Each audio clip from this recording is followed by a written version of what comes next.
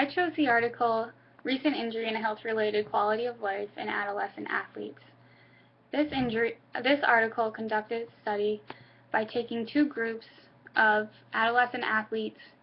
One group was the injured group and the other group was the uninjured group.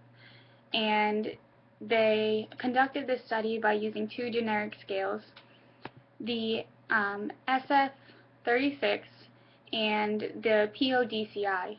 And these scales set out to measure the health-related quality of life that these people experienced. I chose this article much like I chose the last article in that I could relate to this article. I consider myself to be an athlete. In high school, I participated in my high school's cross-country and both indoor and outdoor track teams on the varsity teams. I went through many different injuries stemming from different varieties. I had tendonitis multiple times, plantar fasciitis, and tears in my quadricep muscle.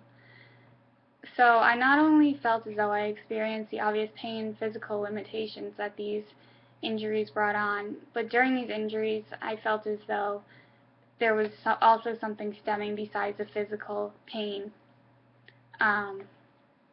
I felt as though a social aspect of my day was being taken away, that being me not being able to go to practice after school and just going home, and not being able to spend, most of my best friends were on these teams as well, so I wasn't spending as much time with them.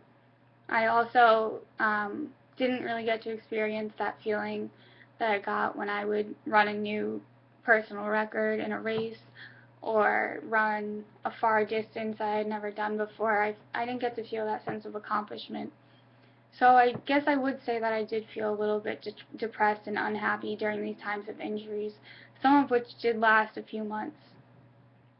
So I feel as though this article really did a great job doing this study. It set out to examine the extent to which a self-reported injury affected health-related quality of life. And this health-related quality of life not only includes physical, but psychological and social domains of health that are affected by personal experiences, expectations, and perceptions. So overall, adolescent athletes with self-reported injuries had lower scales on the SF-36 that affected physical functioning, pain, and remarkably social functioning. Lower scores on the PODCI were also noted with self-reported injuries by adolescent athletes, specifically related to pain and physical function. So it was interesting to see that the SF-36 the athletes did report lower scales on the social functioning. There are some limitations that I think absolutely hindered the study, one of which being the two generic scales, the SF-36 and the PODCI, didn't give the athlete a chance to explain the type of injury that they were experiencing. That being, they didn't explain the severity, or they didn't tell the researcher where the location was. So obviously if someone's experiencing mild pain as opposed to severe pain, perhaps the health-related quality of life and the pain and the physical functioning would be a little bit different. Also, the article didn't specify the type of the gender.